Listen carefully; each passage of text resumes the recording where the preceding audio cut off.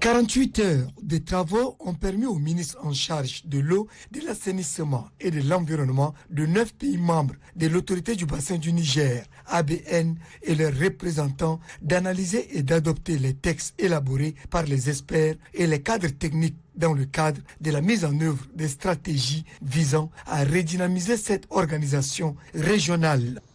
Je voudrais me permettre d'exprimer toute ma satisfaction et ma joie pour la qualité du travail abattu lors de ces 2 sessions de Conseil des ministres. Recevez mes sincères remerciements pour la franchise des échanges et la qualité des 11 résolutions prises. Le ministre de l'eau et de l'assainissement, Aliou Abdoulaye Ibrahim, de préciser que l'adoption de ce document vient confirmer la volonté des participants à œuvrer pour l'amélioration des conditions de vie de leurs concitoyens. Je recommande fortement au secrétariat exécutif de l'autorité du bassin du Niger de prendre les dispositions idoines pour la mise en œuvre effective de ces résolutions. Les participants saluent l'engagement des chefs d'État, membres de l'ABN et la volonté des partenaires de les accompagner dans cette lutte pour le bien-être de leur population.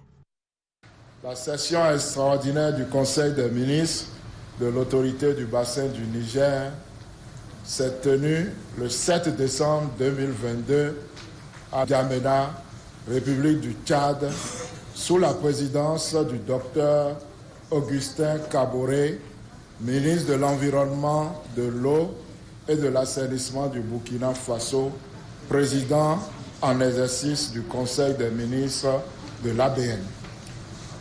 Au thème de leurs travaux, les ministres ont adopté les résolutions suivantes. Résolution numéro 1, relative à l'adoption du rapport définitif de l'étude sur la réactualisation des fiches de poste existantes, l'élaboration de nouvelles fiches de poste, les propositions de mesures de redéploiement et de la dynamisation du système d'évaluation des performances du personnel de l'ABN. Résolution 2 relative à l'adoption du document relatif au processus de recrutement du secrétaire exécutif de l'ABN.